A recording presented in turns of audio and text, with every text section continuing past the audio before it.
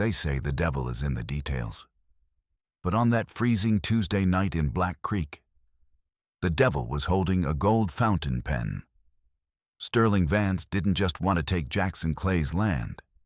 He wanted to take his dignity. He stood in that tavern, surrounded by his lawyers and sycophants, and scrawled a bet on the back of a cocktail napkin. It was a cruel joke. A challenge worth $200 million, laughed into the face of a man who had lost everything but his pride. Vance thought he was untouchable. He thought the law belonged to the highest bidder. But he made one mistake. He was so busy looking down at Jackson that he didn't notice who was sitting in the shadows. He didn't see the shivering old drunk in the corner, the man everyone treated like trash, quietly adjusting his glasses. Vance didn't realize that he hadn't just signed a bar bet. He had signed a confession. And by the time the sun rose over the bulldozers, the man who owned the whole town would realize that a simple paper napkin can cut deeper than any knife, if you know exactly where to twist it. The valley used to sing at night. It was a chorus of crickets, the rustle of wind through ancient pines, and the distant, lonely bark of a coyote calling out to the ridge. Now, the valley held its breath. The silence that hung over Black Creek wasn't peaceful. It was heavy and suffocating, like the air right before a tornado touches down. Jackson Clay sat at the center of that silence, staring at a can of pork and beans that had gone cold 20 minutes ago. He sat at the kitchen table his grandfather had built from a single oak tree that fell during the storm of '58. The wood was scarred and stained from decades of family dinners, arguments, and laughter. But it stood solid as a rock. The only light in the room came from a rusted kerosene lantern. The electricity had been cut 3 days ago, an administrative error. The county clerk had stammered over the phone, though her voice shook with the knowledge that Sterling Vance didn't make errors. He made moves. Outside the window, beyond the porch where Jackson had learned to whittle and spit, the enemy waited. They looked like sleeping prehistoric beasts in the moonlight. 12 massive yellow bulldozers, parked in a perfect phalanx at the edge of his property line. Their steel buckets were lowered to the earth, like jaws resting before a meal. Tomorrow morning, at 8 a.m., the injunction would expire. Tomorrow, the steel would move. Jackson scraped the last spoonful of cold beans from the tin. He didn't taste it. He was too busy listening to the hum of a luxury SUV winding its way up his dirt driveway. He knew that engine. He knew the driver. He didn't get up when the headlights swept across the living room wall, illuminating the empty spaces where his mother's china cabinet used to stand. He just watched the dust motes dance in the lantern light until the heavy boots clumped up the wooden steps. The door didn't open. A knock came. 3 rapid taps. The secret knock they used to use when they were 12 years old, hiding from Old Man Miller after stealing apples.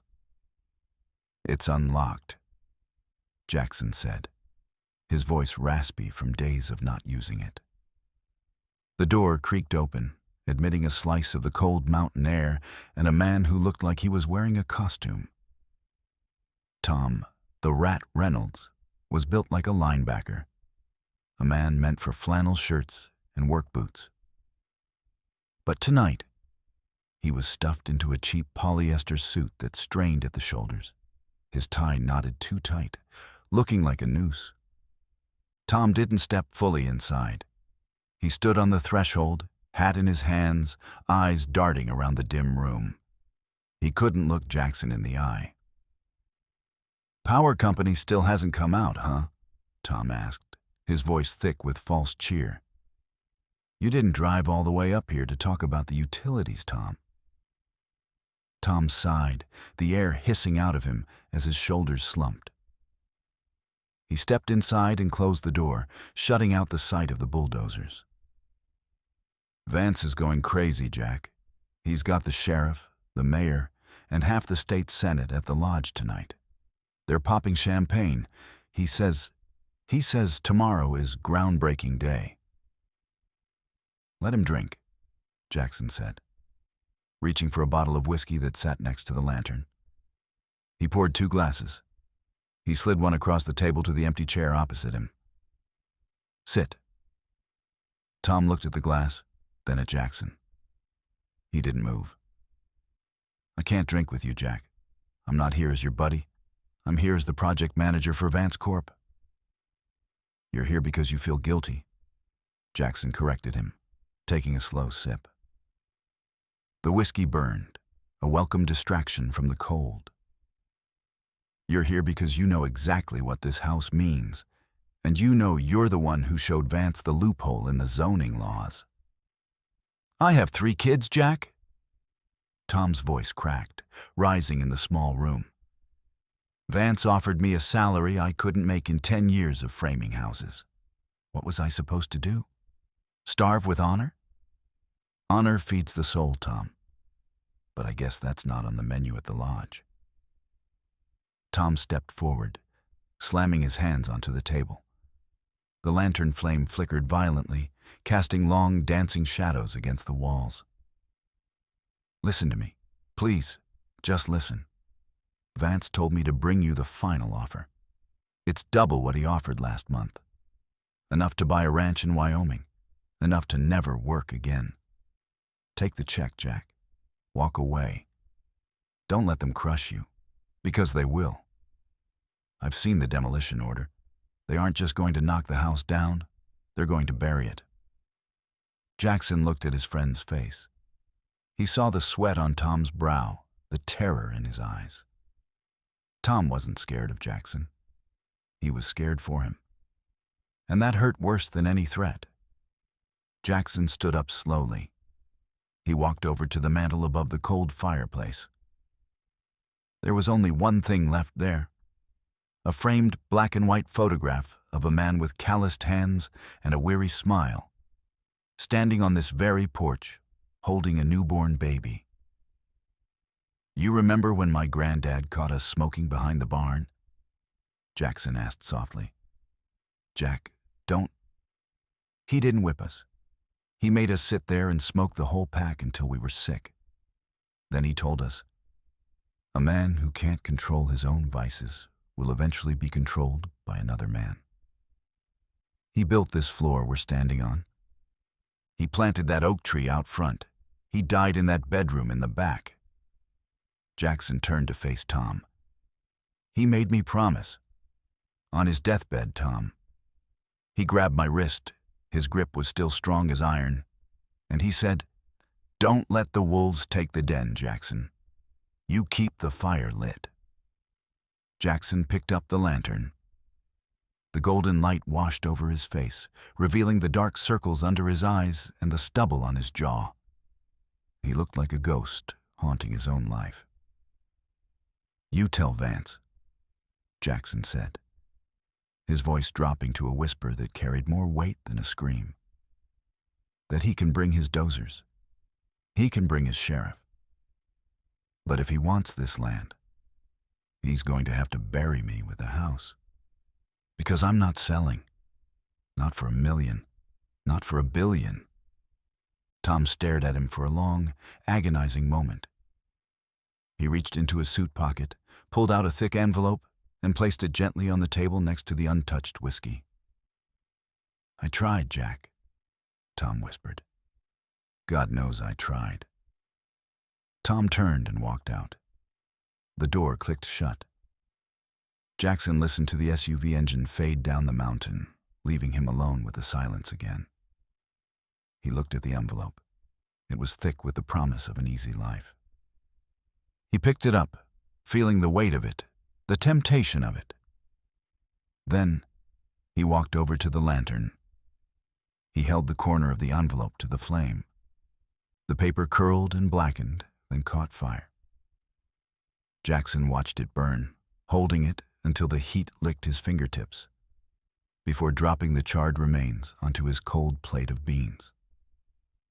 The ashes mixed with the food, gray and ruinous. He wasn't leaving. But as he looked out the window at the sleeping yellow monsters, Jackson Clay felt a cold knot of dread tighten in his stomach. He had honor, he had history, and he had a promise. But he knew, with the terrifying clarity of a man facing a firing squad, that honor doesn't stop steel. Tomorrow the war would begin, and he was armed with nothing but a lantern. The cold in the unheated farmhouse had become a physical weight, pressing into Jackson's bones until the shivering made his teeth ache. He didn't leave the house to escape the cold, though. He left because the silence had started to scream at him. He needed noise. He needed the rough, friction-filled reality of other human beings to remind him that he was still alive. Still part of a world that existed beyond the perimeter of Sterling Vance's bulldozers. He drove his battered Ford pickup down the mountain, the suspension groaning over washboard ruts that the county hadn't fixed in years. His destination was McCoy's Tavern, a low-slung cinder-block building on the edge of town with a neon sign that had been flickering on the fritz since the Reagan administration. It was the kind of place where men went to drink their paychecks and forget that the mill had closed, a sanctuary of dim lights and stale beer. But tonight, McCoy's wasn't a sanctuary. As Jackson pulled into the gravel lot, he saw the invasion. A fleet of black town cars and pristine SUVs crowded the lot, shining like polished beetles among the rusted trucks of the locals. The bass of a jukebox thumping inside didn't sound like the usual country mournfulness. It was loud, aggressive rock music. The air smelled of exhaust and money. Jackson almost turned around. He gripped the steering wheel, his knuckles white, debating the wisdom of walking into the lion's den. But the image of his grandfather's burning face in the lantern light held him fast. "We don't run," the old man's voice whispered in his memory. "Not when we're right." He killed the engine and stepped out. The moment he pushed open the heavy oak door, the atmosphere hit him like a physical blow. The tavern was packed, but the segregation was absolute. On one side, huddled in booths like beaten dogs, were the locals, men Jackson had known his whole life, men who had fixed his roof or sold him feed. They were nursing expensive scotches they hadn't paid for, their eyes lowered, shame radiating off them in waves. On the other side, dominating the pool tables in the bar, was the court of Sterling Vance. They were a flock of lawyers, investors, and hangers-on, men in suits that cost more than Jackson's truck, laughing with their mouths wide open, showing off white teeth. In the center of them, holding a crystal tumbler of amber liquid like a scepter, stood Sterling Vance. Vance was a man who took up more space than his physical frame should allow. He was 50, tanned from winters in Aspen, with silver hair coiffed to perfection. He radiated the terrifying charisma of a man who had never heard the word no, without viewing it as a negotiation tactic. The door swung shut behind Jackson, cutting off the wind outside. The sound of the latch clicking seemed to echo through the room. Heads turned. The laughter faltered, then died out completely. The jukebox song faded into a tense silence that stretched tight across the room. Vance turned slowly, spotting Jackson standing by the door in his sawdust-covered canvas jacket and work boots. A slow, predatory smile spread across the developer's face. It wasn't a smile of hatred. It was the smile of a cat that has just found a mouse with a broken leg. "Well, well," Vance boomed, his voice projecting to the back of the room. The ghost of Black Creek decides to join the living. He spread his arms wide, a gesture of mock hospitality. "Come in, Jackson. Come in. I was just telling the boys here about stubbornness," I said. "You haven't seen stubborn until you've met a Clay." Jackson didn't smile. He walked to the far end of the bar, the crowd parting for him like water around a stone. He signaled the bartender, Old Man McCoy, who looked at him with apologetic eyes. "Whiskey, neat." "Put it on my tab," Vance shouted, slamming his hand on the bar. "Tonight, Jackson drinks for free. Consider it a severance package." The suits laughed, a dry, sycophantic sound that grated on Jackson's nerves. Jackson ignored the drink. He turned slowly on his stool to face Vance. "I'm not here to celebrate, Vance. I'm here to get warm. Unlike you, I don't have central heating anymore." Vance's smile didn't waver, but his eyes hardened. He walked over, the crowd shuffling back to give them a ring of space. The smell of his cologne, musk, and expensive leather was overpowering. "You did that to yourself, son," Vance said, his voice dropping to a smooth, patronizing baritone. "I offered you a way out, a golden parachute, and you chose to freeze in the dark to protect— what? A pile of rotting wood? A memory?"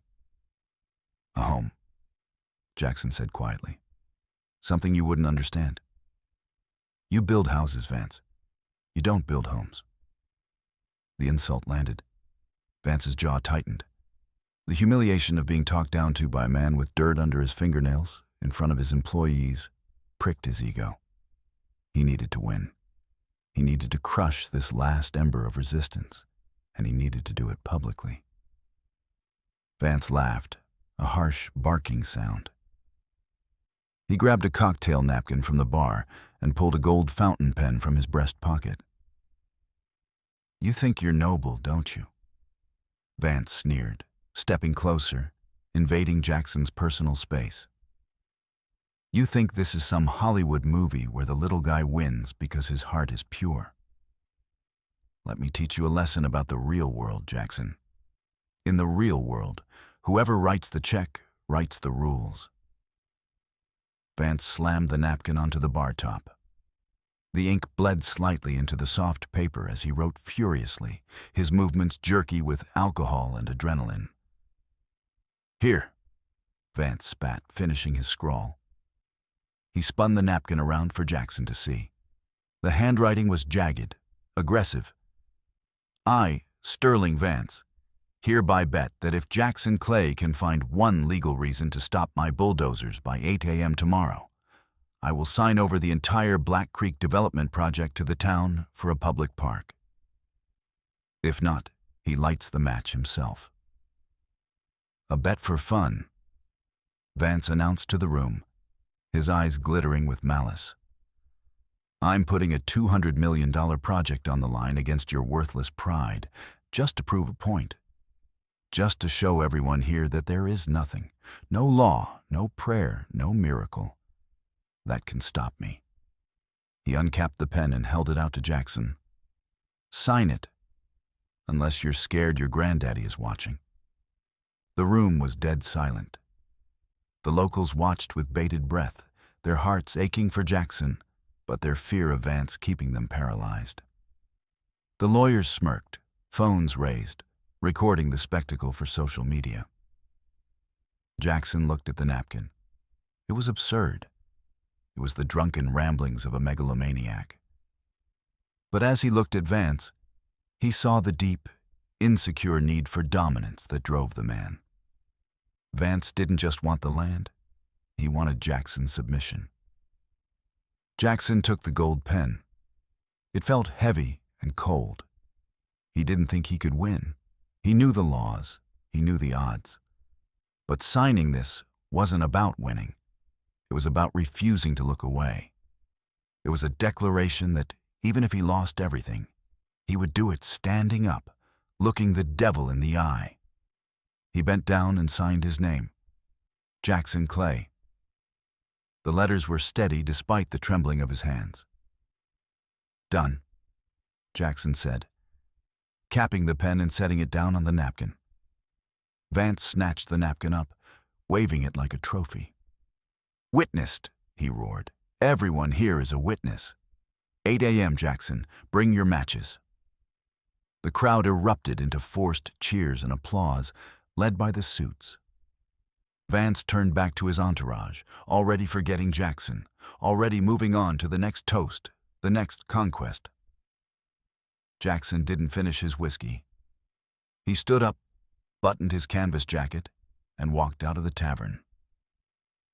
As the heavy door closed behind him, muffling the roar of the celebration, Jackson felt a strange sensation. The wind had picked up, howling down from the peaks, biting at his exposed face. But in the darkness of the parking lot, he wasn't alone. From the shadows near the dumpster, a figure detached itself from the gloom. The smell of cheap gin and old tobacco drifted on the wind. "That was a foolish thing to do, boy," a voice rasped. Jackson turned.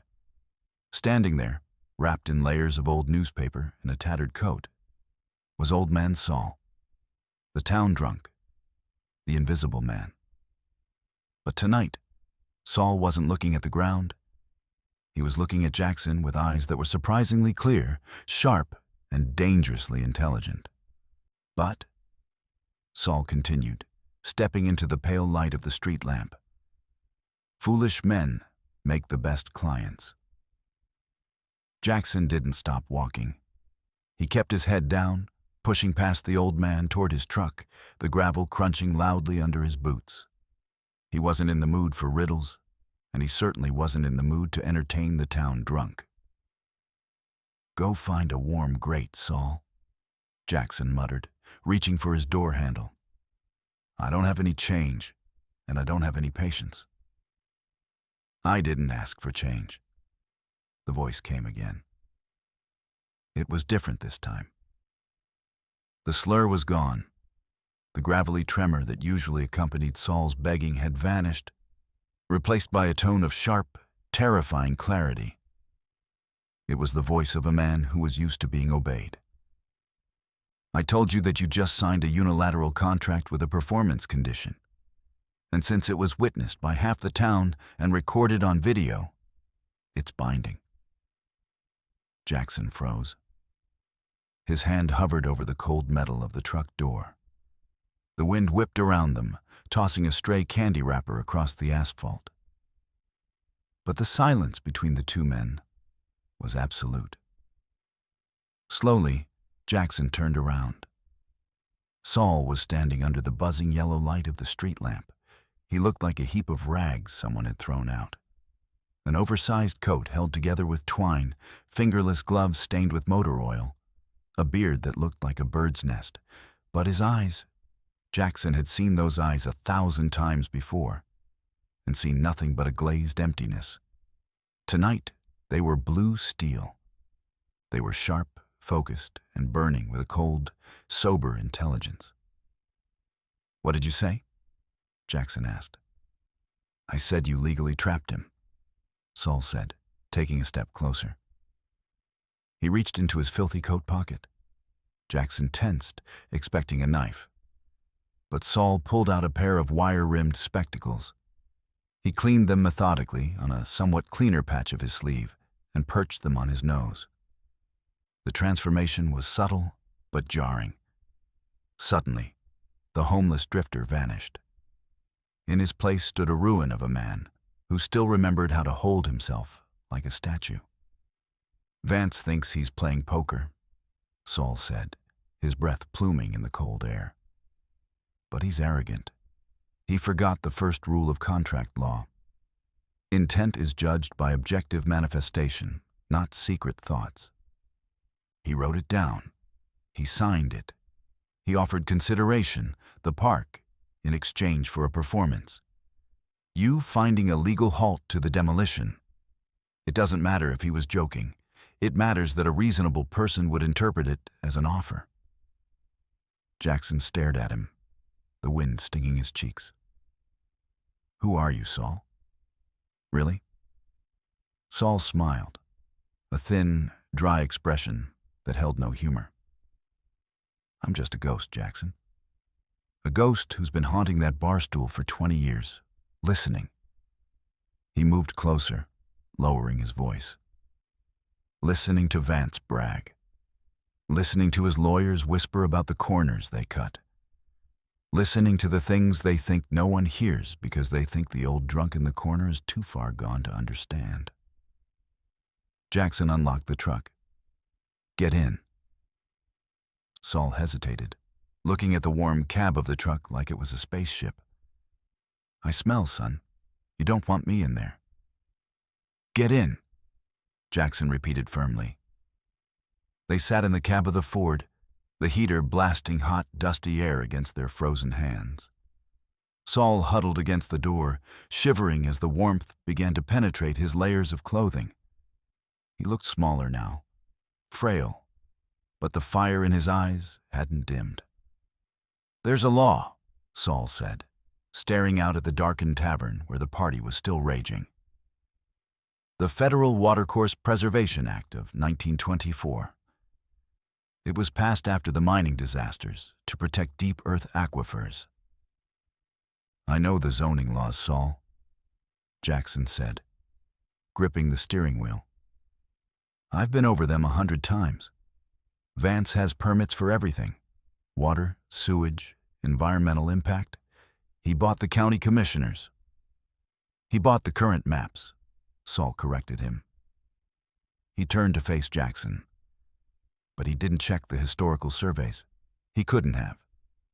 Because the original survey for Black Creek, the one filed in 1925 that designates the aquifer under your grandfather's land as a protected federal reserve, isn't in the digital database.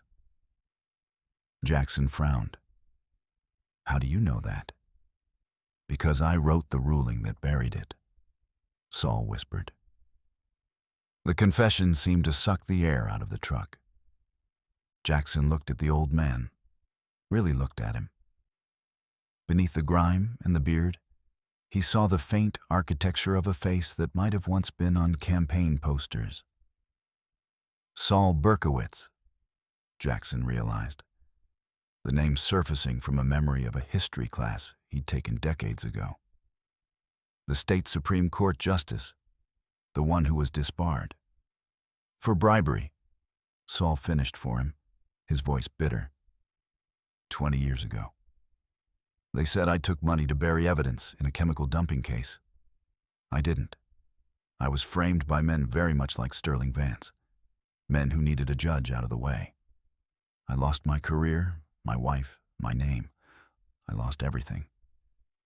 So I came here to disappear, to drink until I couldn't remember who I was. Saul looked down at his trembling hands. "But I remember your grandfather. Silas Clay." Jackson softened. "You knew him."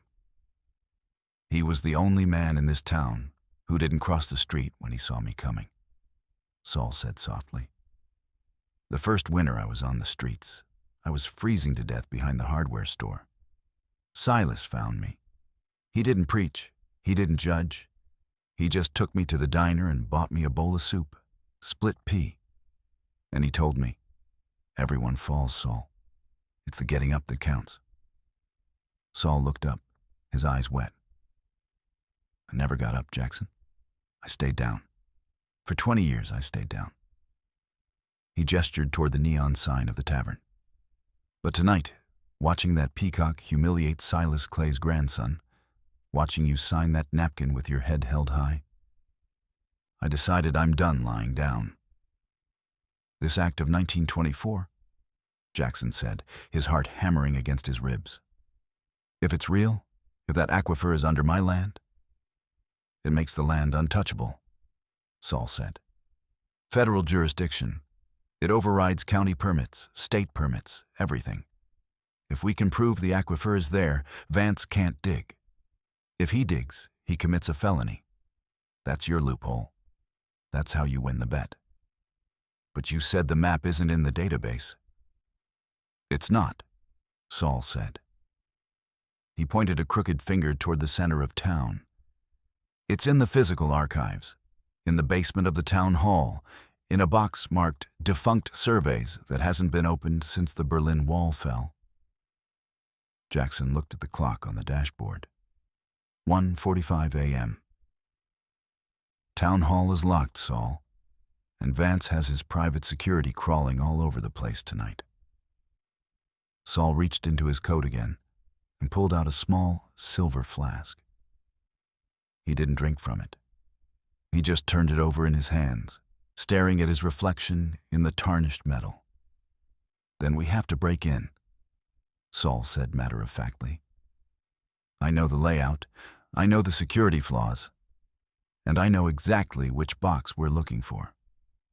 Jackson shook his head, a nervous laugh bubbling up in his throat. "You're talking about a felony, Saul. Breaking and entering."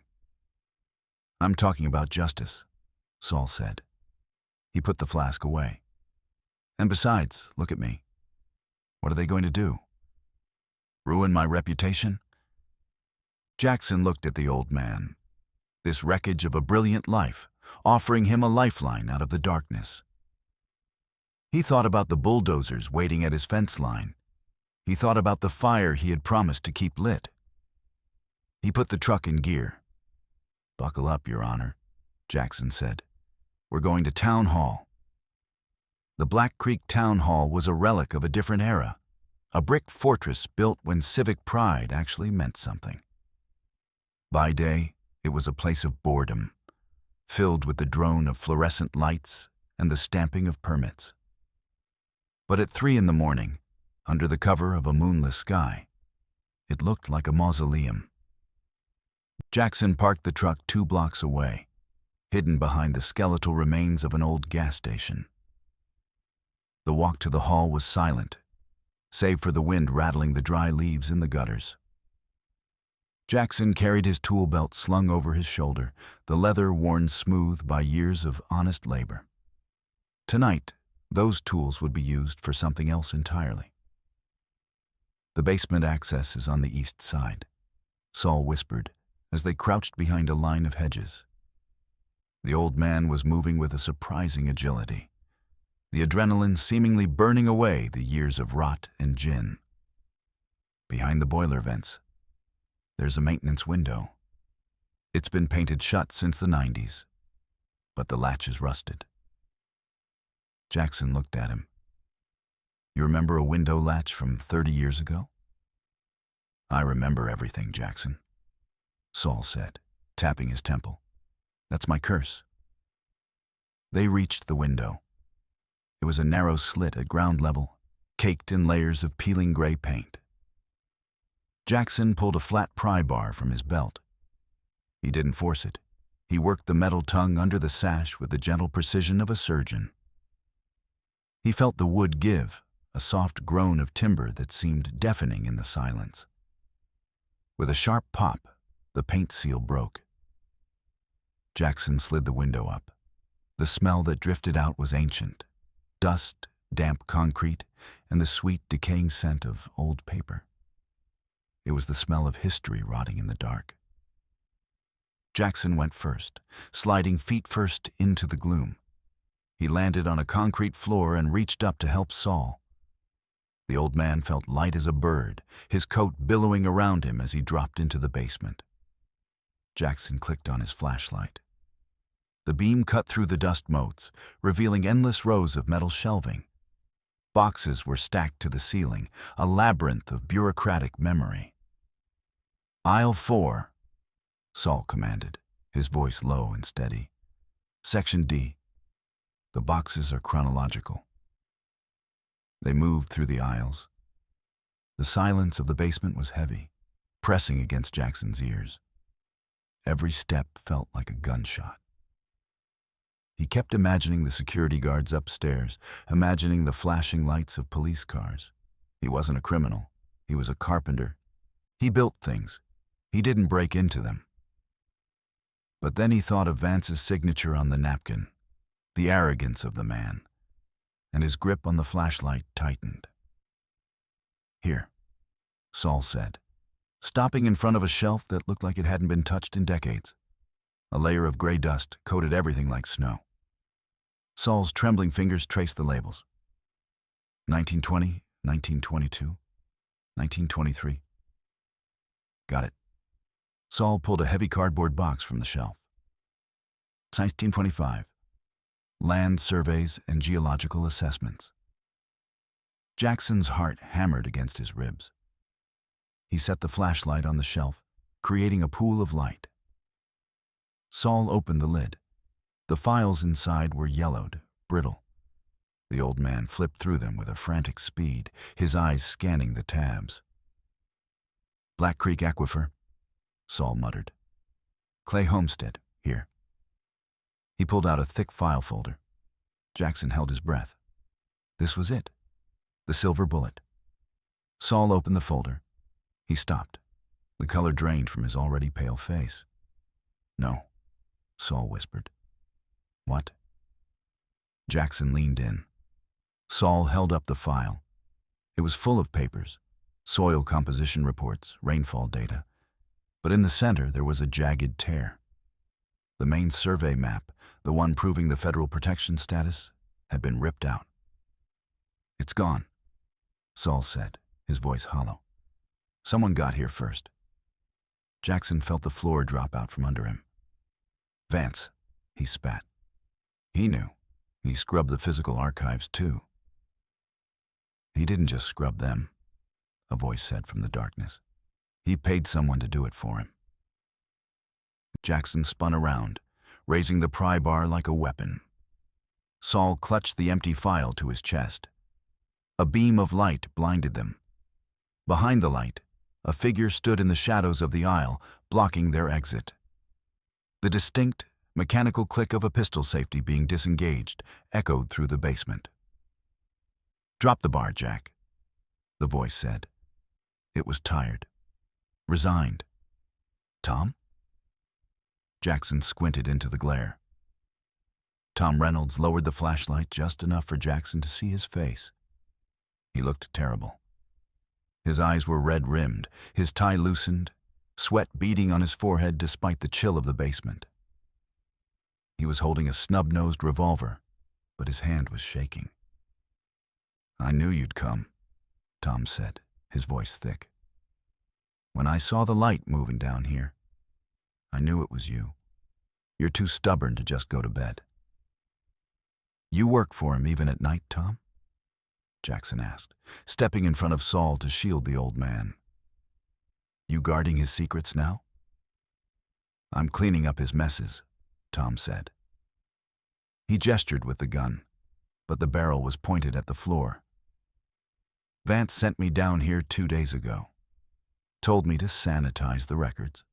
Said it was just standard procedure to remove outdated files. It wasn't outdated, Saul said, his voice sharp. It was evidence of a federal crime. I know, Tom shouted, the sound echoing violently off the concrete walls.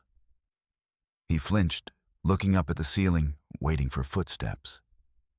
When none came, he lowered his voice to a desperate whisper. I realized what it was when I saw the seal on the map. Department of the Interior, 1925. And you destroyed it? Jackson said, the betrayal cutting deeper than the cold. You sold us out for a paycheck. Tom looked at Jackson, his face twisting in pain. I have a mortgage, Jack. I have a sick kid. I don't have a grandpa who left me a mountain. So you buried the truth, Jackson said. Go ahead, Tom. Call the cops, or shoot us. Finish the job. Tom stared at them. He looked at the pry bar in Jackson's hand, then at the pathetic figure of Saul shivering in his coat. He looked at the gun in his own hand as if he hated it. Slowly, Tom reached into the inside pocket of his suit jacket. I was supposed to burn it, Tom whispered. Vance told me to incinerate it. He stood there and watched me put the files in the shredder bag. Tom pulled out a folded, rectangular piece of parchment. It was old, fragile, and covered in intricate ink lines. But I couldn't do it, Tom said, his voice breaking. I looked at that map, and I saw the creek where we used to fish. I saw the woods where we built that fort when we were 10. He took a step forward and held the paper out. I'm a rat, Jack, Tom said, tears spilling over. I know what I am, but I'm not a monster. Jackson lowered the pry bar. He reached out and took the map. It was real. The federal seal was stamped clearly in the corner, bright red ink that had faded to rust over the century. Protected reserve. "Why give it to us now?" Jackson asked. "Because I saw the way he looked at you in the bar tonight," Tom said, wiping his face with his sleeve. "Vance doesn't just want to win. He wants to destroy people. And I can't live with being the guy who handed him the hammer." Tom stepped back, holstering the gun. "Go. The back exit is clear. The shift change is in 10 minutes. If you're not gone by then, I can't help you." "Tom," Jackson said, "if we use this, Vance will know it was you." Tom offered a weak, sad smile. "Let him know. Maybe getting fired is the only way I'll ever be free of him." Tom turned and walked away into the darkness, his footsteps heavy, leaving Jackson and Saul standing in the pool of flashlight beams, holding the piece of paper that could bring down an empire. Saul adjusted his glasses, peering at the map in Jackson's hands. A slow, terrifying smile spread across the old man's face. "We have the weapon," Saul whispered. "Now, we just need to survive until 8 a.m. The sun didn't rise over Black Creek that morning so much as it bled into the sky. A bruised purple bruise of light stretched across the eastern ridge, illuminating the diesel exhaust that hung in the valley like a low, poisonous fog. Jackson Clay stood on his porch. He had dressed for a funeral. He wore his best flannel shirt, pressed with an iron heated on the wood stove, and his dark denim jeans. He held a mug of black coffee that had gone cold in the morning chill. But he didn't drink it. He just watched the line of yellow machines roar to life. The sound was a physical assault. 12 massive diesel engines idling in unison created a vibration that Jackson could feel in the soles of his boots, a deep, rhythmic shudder that traveled up through the floorboards of the house his grandfather had built. The house was trembling, as if it knew what was coming. At the edge of the property, leaning against the hood of a pristine Range Rover, stood Sterling Vance. He was wearing a cashmere coat that cost more than Jackson's truck, sipping espresso from a travel mug, checking his gold watch with theatrical patience. It was 7:55 a.m. A heavy car door slammed.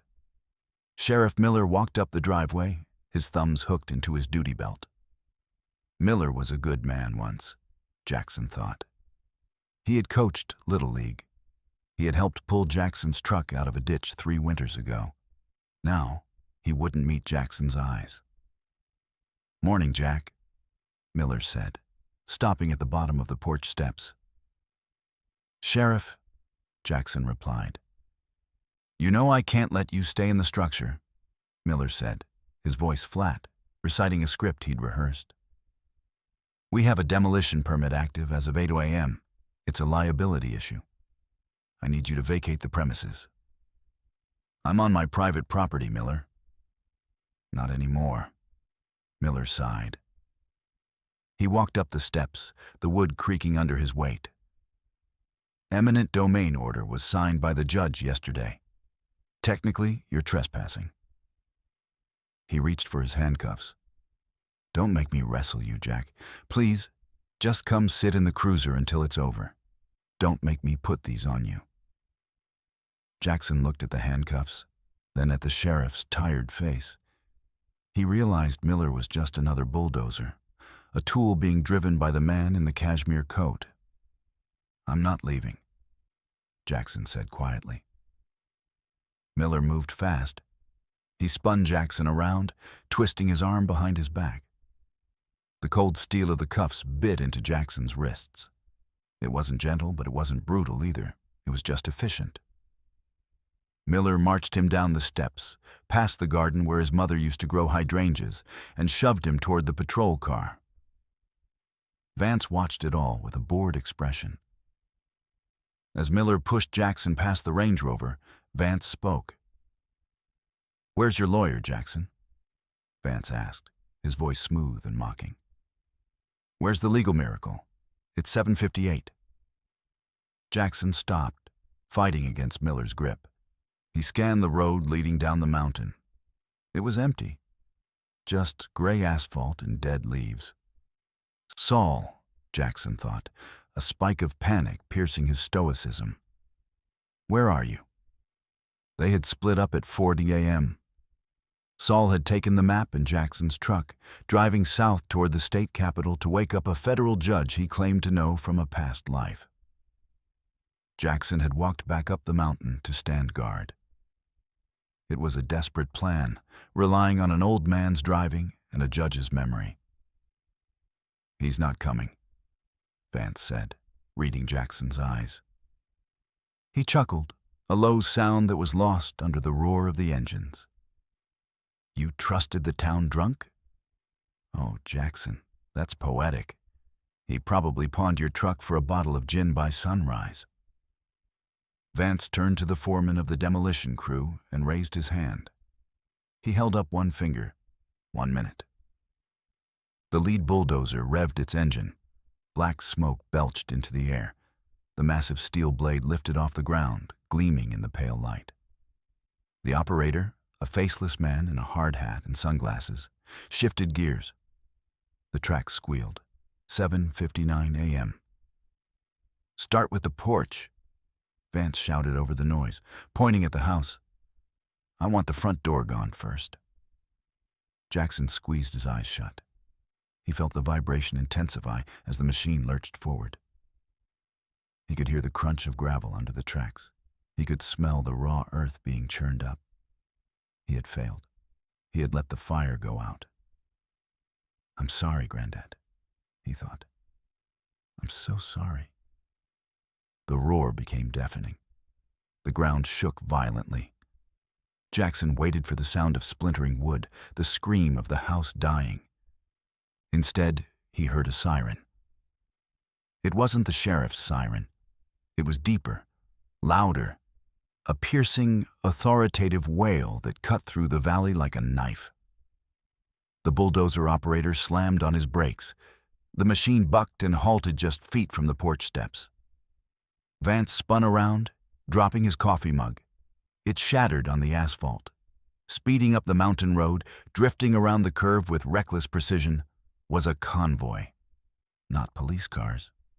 These were black, unmarked sedans with government plates. Leading them was Jackson's battered Ford pickup truck, its engine screaming as it was pushed far beyond its limit. The truck skidded sideways across the gravel, spraying stones onto Vance's polished shoes. The door flew open before the wheels had even stopped turning. Old man Saul stepped out. But this wasn't the Saul from the alley. He had shaved. His hair was slicked back. He was wearing a charcoal gray suit that was 20 years out of style but fit him like armor. He didn't look like a drunk. He looked like a shark that had just smelled blood in the water. Behind him, 4 men in dark suits stepped out of the black sedans. They carried briefcases, not guns. But the way they moved suggested they were far more dangerous than anyone holding a weapon. "Cut the engines!" one of the suits yelled, his voice carrying the distinct, clipped accent of a federal agent. Vance stared, his mouth slightly open. "Who the hell are you?" Saul walked past Vance without even looking at him. He walked straight to Sheriff Miller. "Sheriff," Saul said, his voice crisp and commanding. "Unshackle my client. Immediately." "Who are you?" Miller stammered, looking from Saul to the federal agents. "I am Saul Berkowitz," the old man announced, turning to face the entire assembly. He held up a piece of paper, not the napkin, but a court order with a fresh, wet stamp.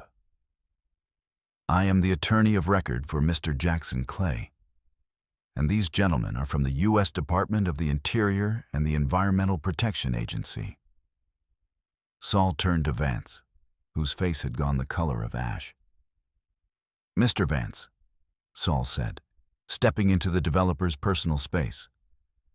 At 7:15 a.m. this morning, a federal emergency injunction was granted by the district court, designating this entire property a protected historical and ecological site under the Watercourse Preservation Act of 1924. Vance laughed, but it sounded like a cough. That's ridiculous. That act was repealed decades ago. I have permits. You have fraudulent permits, Saul corrected him, his voice dropping to a dangerous growl. Obtained by omitting a key geological survey. A survey that, coincidentally, was found in your possession, or rather, the possession of your employee attempting to be destroyed. The federal agents moved forward, encircling Vance. Sterling Vance, the lead agent said, opening a leather folder. We have a warrant for the seizure of all project records and an immediate cease and desist order for all construction activity. You are also under investigation for conspiracy to defraud the federal government. Vance looked at his bulldozers, then at the sheriff, then at his lawyers, who were already retreating toward their cars, phones glued to their ears. He looked at Jackson, who was rubbing his wrists where the cuffs had been. This is a trick, Vance whispered. You're a bum. You sleep in the gutter. Saul smiled. It was the terrifying, satisfied smile of a man who has waited 20 years to drop the hammer. I may sleep in the gutter, Mr. Vance, Saul said, adjusting his tie. But I never forgot the law, and I never forgot a debt. Saul turned to Jackson. It's 8:05 a.m., Jackson. The house is still standing. I believe you've won the bet. Jackson looked at the sunrise. The purple bruise had faded, replaced by a blinding, golden light that flooded the valley, washing over the house, the land, and the old man standing tall in his ancient suit. The silence returned to Black Creek. But this time, it wasn't heavy. It was the silence of victory. The silence that followed the shutdown of 12 diesel engines was heavier than the noise had been. It was a vacuum, sucking the air out of the valley, leaving only the sound of the wind in the pines and the frantic, hushed whispering of Sterling Vance's legal team huddled by the SUVs. Sterling Vance did not look at his lawyers. He looked at the cocktail napkin in Saul Berkowitz's hand. It was a pathetic thing, a square of cheap, absorbent paper, stained with the ring of a whiskey glass and wrinkled from being shoved into a pocket. But in the morning light, held by a man who had suddenly regained his stature as a titan of the courtroom, it looked like a death warrant. You're bluffing, Vance said, though the color had drained from his face, leaving his expensive tan looking sallow and waxy. That's a bar bet. It's inadmissible. It's a joke. Is it? Saul stepped forward, his shoes crunching softly on the gravel. He didn't raise his voice. He pitched it to that perfect, resonant frequency that used to silence courtrooms across the state. Let's parse that, shall we? You wrote the terms. You signed it. You had it witnessed by 50 people and recorded on video. But more importantly, Mr. Vance, this napkin proves intent. Saul turned to the lead federal agent, a stoic man named Agent Holloway. You see, Agent, Saul continued, gesturing to the napkin like it was a piece of high art. If this were just an environmental violation, Mr. Vance could plead ignorance. He could blame his surveyors. He could claim it was an administrative oversight. But this, Saul tapped the paper. This proves he knew there was a risk. It proves he was willing to gamble the integrity of a federal protected reserve on a game of chance. It proves reckless disregard. In legal terms, that is mens rea, a guilty mind. Vance's eyes darted to Holloway.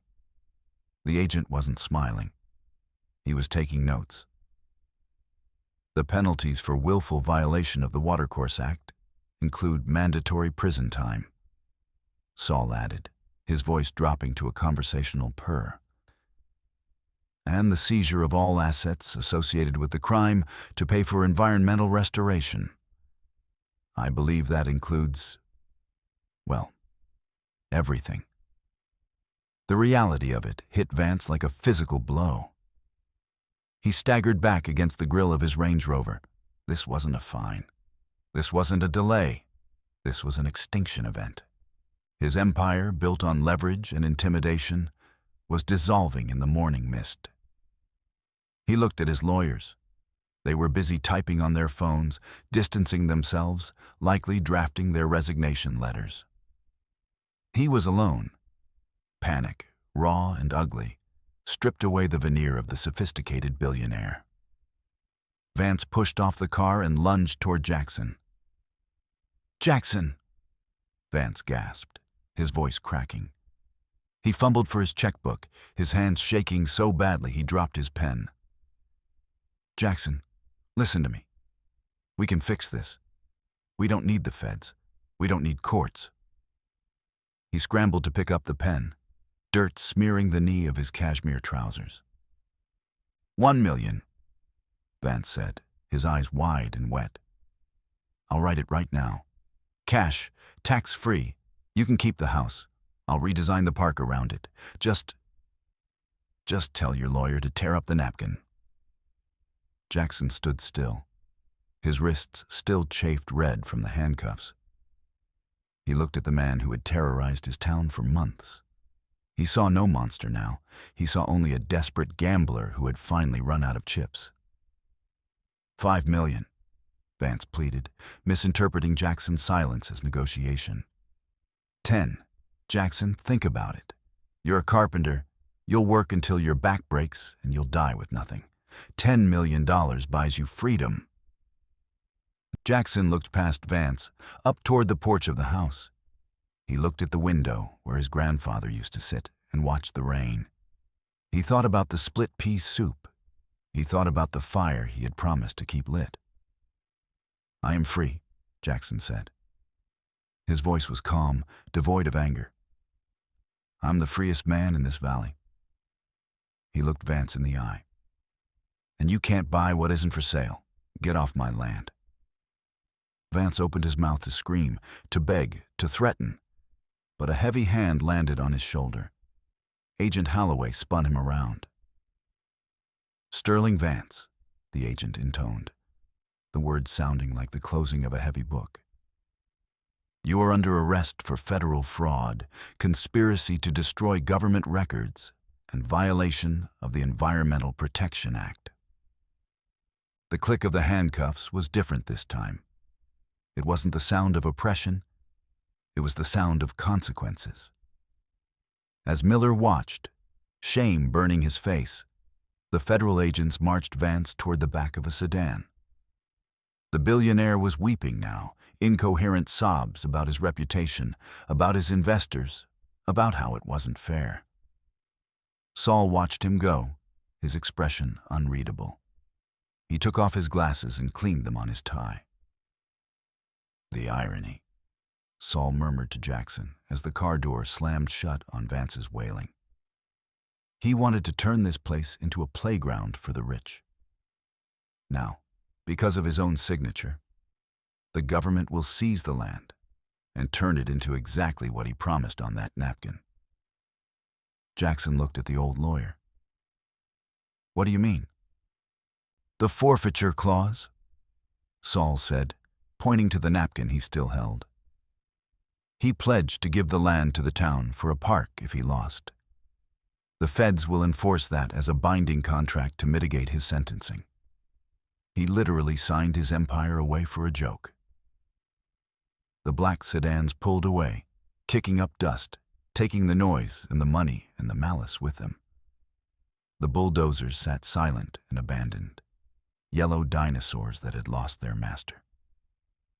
Jackson let out a breath he felt like he'd been holding for 6 months. He looked at his hands. They were shaking, not from cold, but from the adrenaline crash. He turned to Saul. The adrenaline was fading from the old man, too. Saul slumped slightly, the years rushing back into his frame. He looked tired. Incredibly, mortally tired. "You okay, Saul?" Jackson asked, reaching out to steady him. Saul patted Jackson's hand. His skin was paper-thin and cold. "I'm fine, son," Saul whispered, gazing out at the valley where the sun was finally fully risen, painting the trees in brilliant shades of gold and green. "I'm just ready to rest. It's been a long night." "Come on," Jackson said gently. "Let's get some coffee. Real coffee, not that swill from the diner." "I'd like that," Saul said. A small, genuine smile touched his lips, the smile of a man who has finally balanced the scales. "And maybe a little splash of whiskey in it, just for medicinal purposes." Jackson laughed, a sound that felt foreign in his throat after so much silence. "You got it, counselor. You got it." They walked up the porch steps together. Two broken men who had somehow, against all odds, managed to fix the world. The adrenaline that had sustained them through the night didn't leave all at once. It seeped out slowly, replaced by a bone-deep exhaustion that felt heavy and gray. Jackson brewed the coffee in the old percolator on the wood stove. The smell filled the kitchen, chicory and dark roast, the scent of every morning in the Clay household for 50 years. He poured a generous shot of whiskey into 2 ceramic mugs, the glug of the bottle the only sound in the house. When he walked out to the porch, Saul was sitting in the rocking chair that had been Silas Clay's favorite. The old lawyer looked small in the daylight. The suit that had looked like armor an hour ago now seemed to swallow him, emphasizing the frailty of his shoulders and the trembling of his hands. He was staring out at the valley, at the retreating dust of the federal convoy, his eyes half closed. Jackson handed him the mug. Saul took it with both hands, letting the warmth bleed into his fingers before bringing it to his lips. He took a sip and sighed, a long, rattling sound that seemed to release the last of the tension in his chest. "You were good out there, Saul," Jackson said, taking the other chair. The wood groaned familiarly under his weight. "I mean it. I've never seen anything like it." Saul smiled faintly, keeping his eyes on the horizon. "The law is just a tool, Jackson, like a hammer. In the hands of a builder, it creates. In the hands of a man like Vance, it destroys. I just remembered how to hold the hammer." They sat in silence for a while, rocking slowly. The sun was climbing higher, burning off the mist, turning the dew on the grass into a field of diamonds. It was the kind of morning that made you believe the world was starting over. "Why?" Jackson asked quietly. Saul turned his head slowly. "Why what? Why did you do it? You could have stayed invisible. You risked jail. You risked your life breaking into that basement. For what? A house you don't live in. A man you barely talk to." Saul looked down into his coffee. The steam curled around his face. He didn't answer immediately. He seemed to be reaching back into a memory that was painful to touch. "It was Christmas Eve," Saul said softly. 1984. Jackson did the math. He would have been 5 years old. "I had been disbarred for 3 months," Saul continued. "My wife had left. The bottle had taken the rest. I was sleeping behind the lumber yard, wrapped in wet cardboard. I had decided that night was going to be the last one. I was just done. I was going to let the cold take me." Saul paused, his thumb tracing the rim of the mug. "Then a truck pulled up? Your grandfather?" He didn't say a word. He just hauled me up by my collar, threw me in the passenger seat, and drove me here, to this house. Jackson looked at the porch floorboards, imagining his grandfather's heavy boots walking there. He sat me at that table inside, Saul said, nodding toward the kitchen. And he put a bowl of soup in front of me. Split pea with ham. It was so hot it burned my tongue, but I ate it like a starving animal.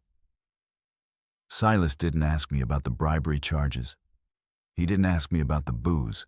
He just sat there and carved a piece of wood while I ate. Saul looked at Jackson, his blue eyes watery but bright. When I was done, I stood up to leave. I was ashamed. I was wearing rags. And Silas, he went to his closet and he pulled out a suit. A charcoal gray suit. Jackson's breath caught in his throat. He looked at the suit Saul was wearing. The lapels were wide. The cut was old-fashioned.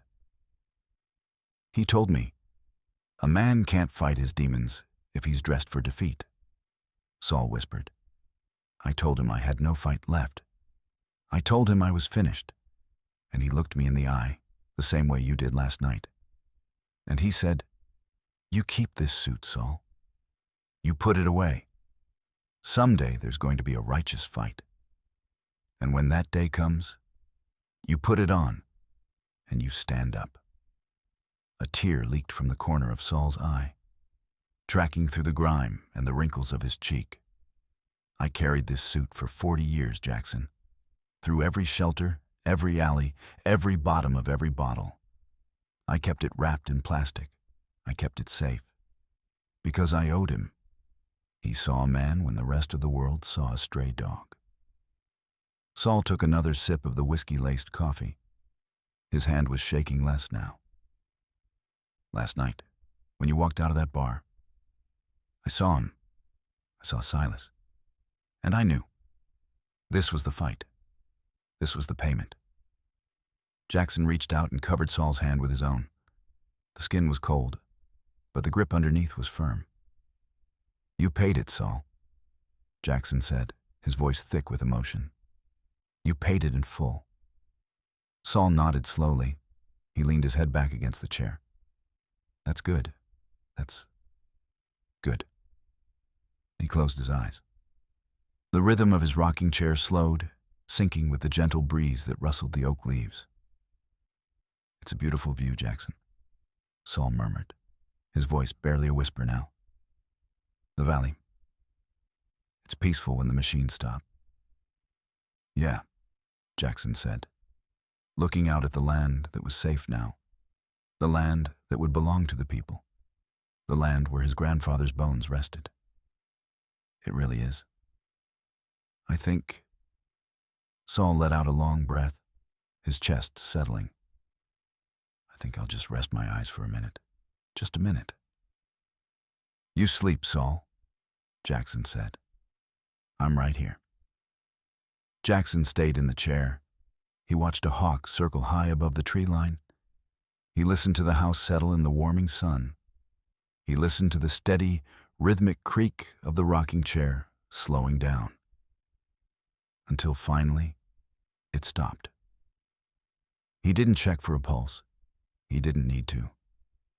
He felt the shift in the air, the sudden stillness that comes when a long, hard journey finally ends. Jackson didn't cry. Not yet. He just sat there, keeping vigil with his friend, with the ghost who had saved him. He drank his coffee, feeling the warmth of the sun on his face, knowing that the fire was lit, the house was standing, and the debt was cleared. Inside the house, on the mantel, the photo of Silas Clay seemed to watch over them. And if Jackson listened closely enough, beneath the wind and the rustling leaves, he could almost hear the quiet, satisfied sound of a hammer striking true. The lawyer had rested his case. The carpenter had kept his home. And the valley sang again. They say no act of kindness, no matter how small, is ever wasted. Silas Clay gave a shivering man a bowl of soup, and 40 years later, that soup saved his family's legacy. I want to ask you something personal. Who is the Silas Clay in your life? Is there someone who helped you when you were at your lowest, when you had nothing to offer in return? Or maybe you were the one who offered the soup? Tell me your story in the comments below. I read them all, and I think the world needs to hear more about the good people out there. If you believe in justice, loyalty, and stories that actually mean something, click that subscribe button and pull up a chair. We have a lot more to talk about.